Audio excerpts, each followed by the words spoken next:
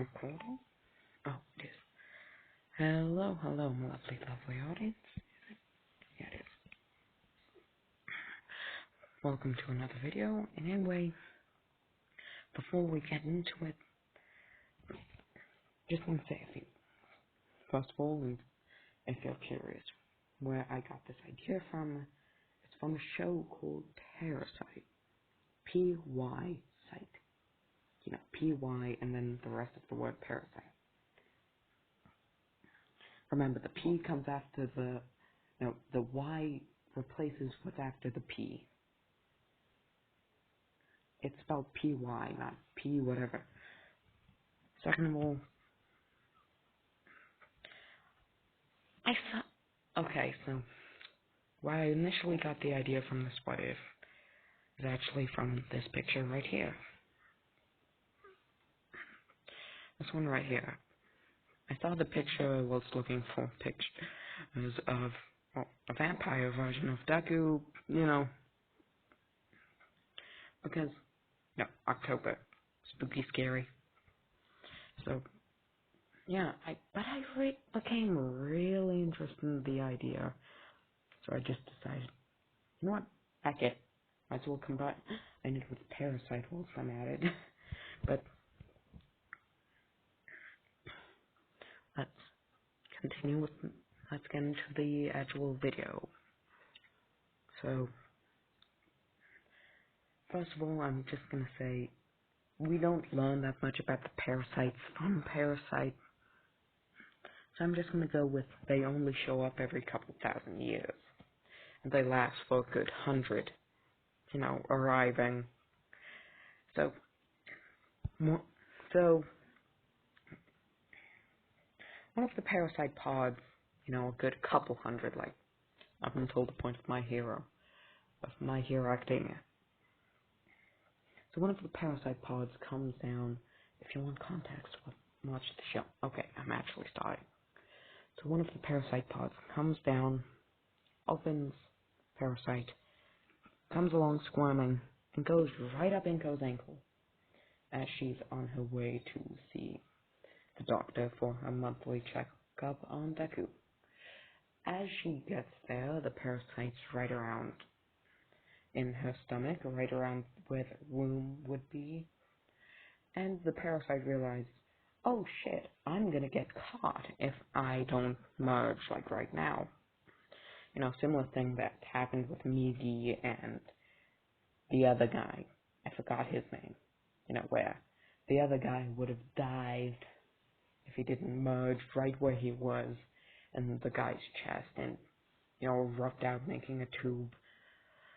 And, you know, Migi would have gotten caught and likely captured and experimented on if he didn't merge in the guy's name, in the arm of the protagonist, which I will not mention. I don't like him. Migi is like the best character of the show, in my opinion, but that's just my opinion. For crying out loud, you could not like him. That's fine. But, yeah. Now, Deku is born looking pretty much dead. Not like dead, but dead inside. He never even cries, just when he's hungry. So a year passes, and goes prepping, well, a bottle for Deku. Deku's watching this. Inko gives him the bottle. He finishes it just as fast as he usually does, as quick as possible, because, you know, he needs to get the nutrients in as fast as he can. And since he needs to eat for two, he psychologically orders his parasite to mimic his mother's actions. Why? They are technically one entity now. They are technically one creature, since the parasite merged with Deku whilst he was still in the womb. Whilst he was still developing, like a couple of months in, back when he still had a tail. In fact, did you know that fetuses, whilst they're still developing and haven't become fully fledged babies, actually can and do have tails, but that tail just shrinks into a little bone at the bottom of your pelvis. Yeah, it apparently helps you sit down better. The more you know. But, yeah. So, Deku would have his parasite do exactly what his mother did, and Inko would see this, be shocked, horrified, as his finger's hand becomes, like, his pointer finger and his pinky finger become eye stalks. The rest of his fingers just sort of grow out and sprout their own fingers and become their own hands. And it's just really gross. They're like, okay, I don't want you to visualize that, and you probably already have. So let's just say his fingers split into two and make little cups, little carrying cups. He makes a bottle, throws it at Deku. Deku catches it, and is drinking again. Inko figures out what his quirk is. Quick little explanation here. Deku is superhuman because when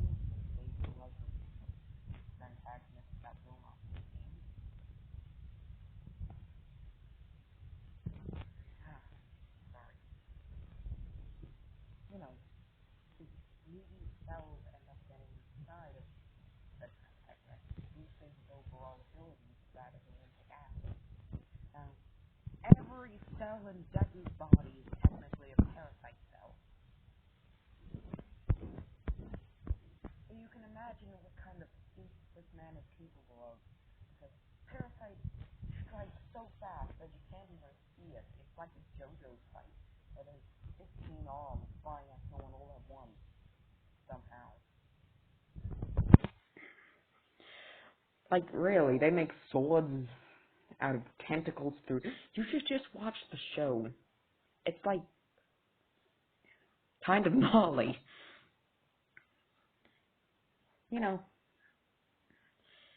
it's certainly a lot different from My Hero, I'll say that. But, yeah. So, just so you know, Deck, Chainsaw Man, like the show, watch it. So instead of Hisashi being Deku's father, Eraserhead is, which, you know, kind of tones down Deku's emotions even further because he's Eraserhead, come on. And, you know, when Deku's 4, he goes through an entire elaborate little thing.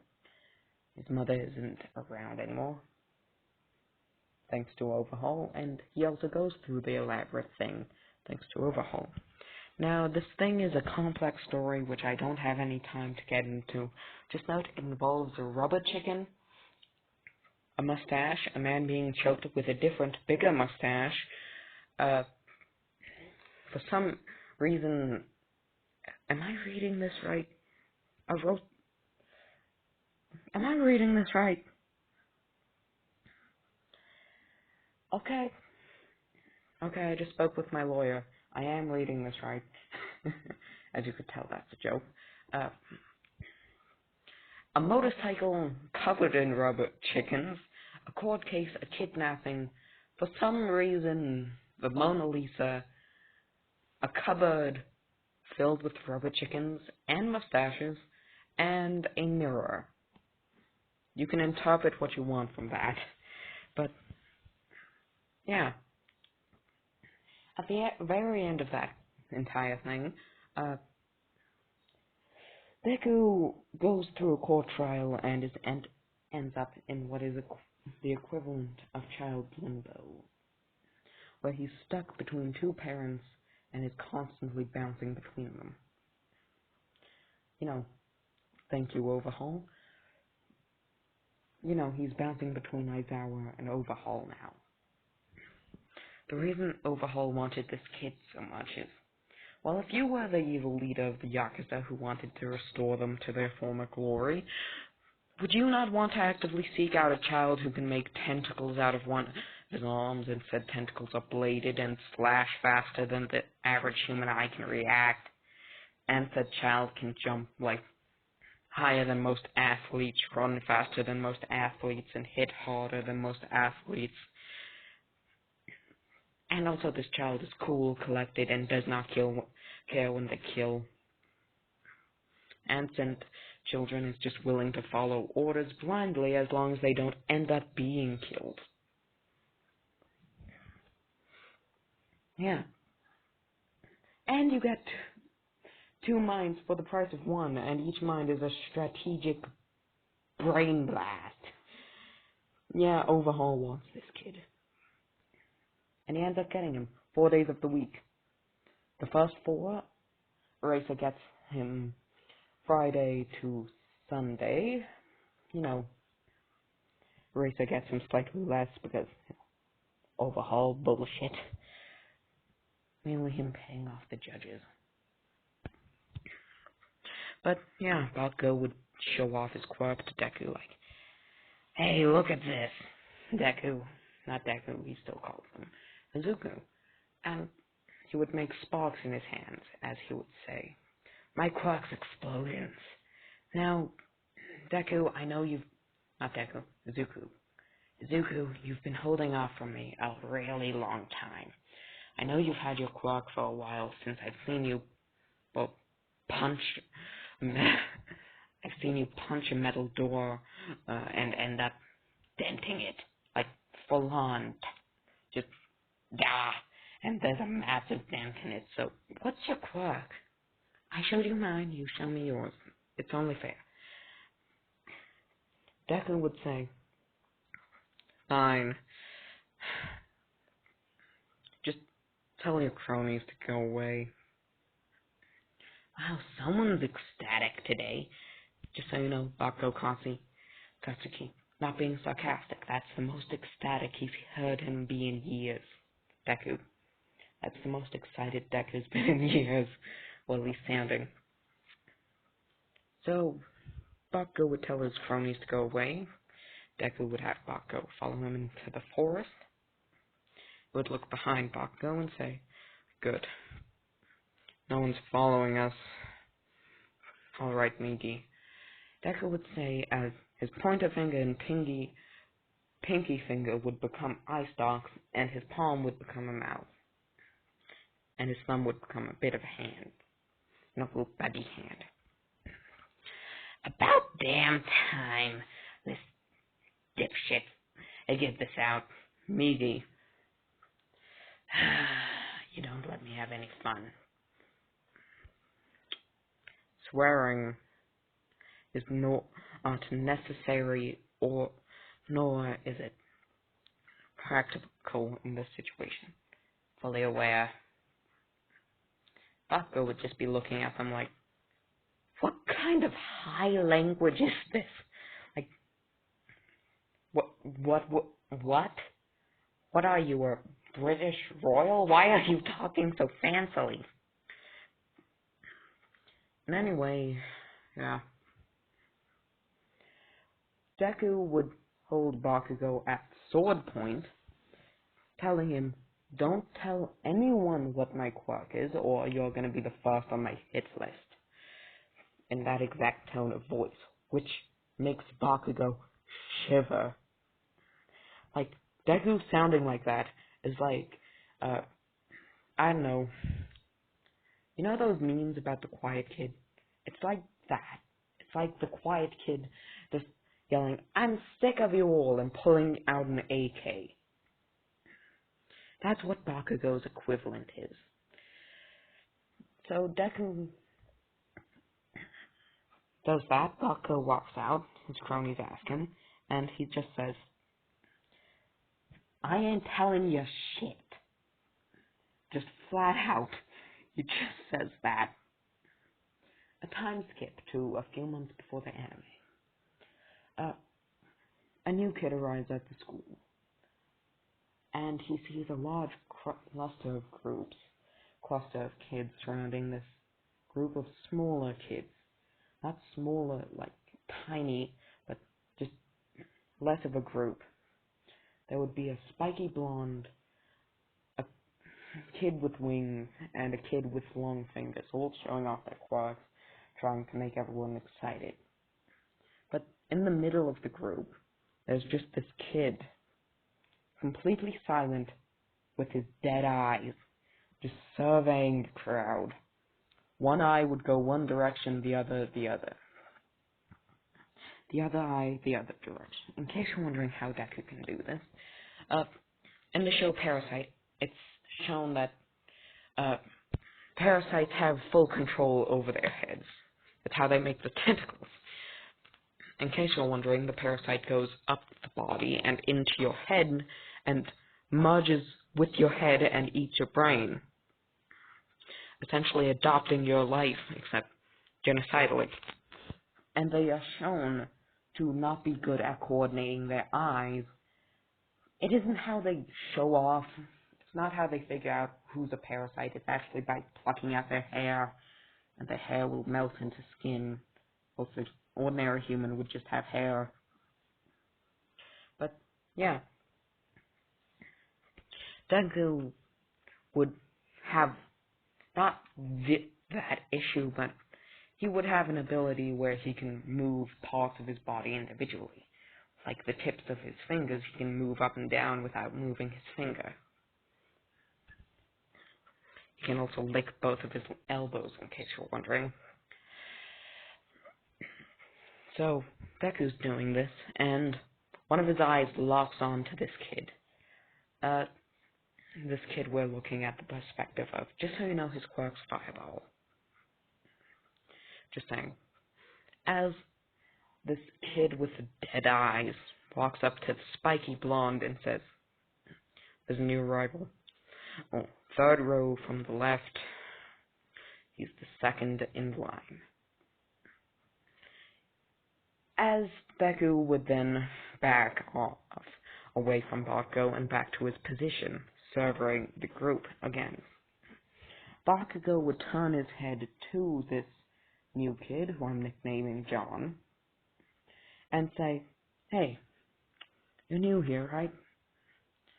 In case you're confused about my friend Zuko over there, let me just say, he's quite an odd person, so I just have him look for newbies. Now, what's your quirk? Fireball?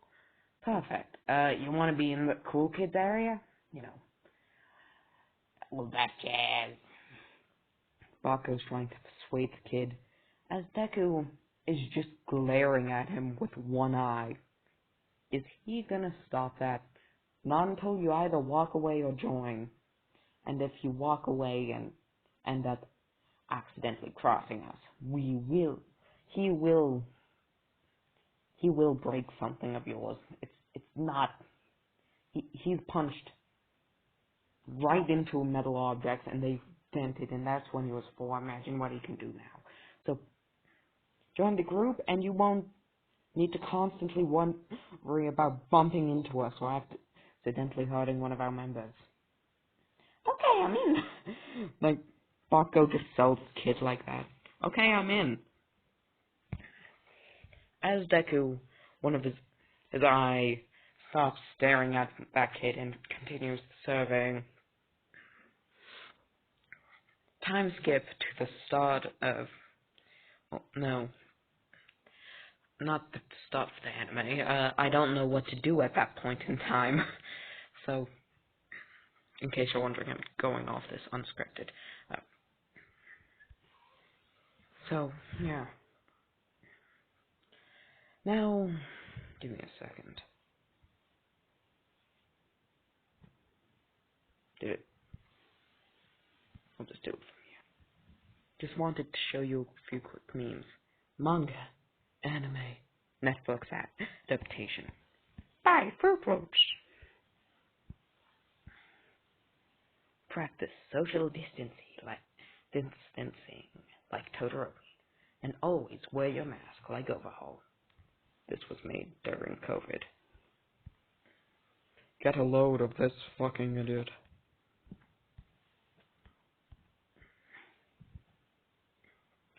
Okay, so this new kid, heavily confused on what Deku's quirk is, he would of course ask Bakugo Katsuki, and Bakugo would shiver, like from head to toe, head to toe, toe to head type stuff, and he would just with the most stressed grin he could, like that grin where you're like, I'm trying to hide him in here.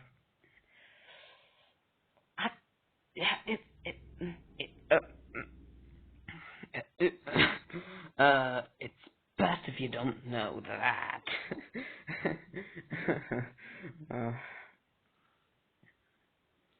Deku, noticing that this newbie is making Gaku uncomfortable, he would place his arm on his shoulder and say, I think that's about enough of that. Why don't you, fetch something for us to eat? I, need to eat for two and all that, so make sure it's something, nice, or he'll be on the dinner plate. This kid, John, would get shivers down his spine. He's joking, right? Knowing him, I don't think that. He doesn't joke, he doesn't use sarcasm. Everything that comes out of his mouth is literal. As, Migi, I'm calling him because I can't think of anything more creative, would say, he best come back with something yummy, or he's on the dinner plate. In Deku's head, and Deku would say, I'm already fully aware of that. I told him as such. So the kid would, of course, bring them something to eat. Deku would first sniff it, and, continue sniffing it for a couple of minutes before taking the smallest bite imaginable. And once Deku has realized it's not poisoned, he would gorge on it like, what's that giant ultra beast that ate an entire city? And with an eternal hunger. Yeah, that one. The kid John would be horrified at what he just saw, even more confused than when he was first introduced to this kid. And I've just about run out of inspiration. Leave suggestions on what could possibly happen in the future in the comments. Goodbye, my lovely, lovely audience, and goodbye. I will see you all next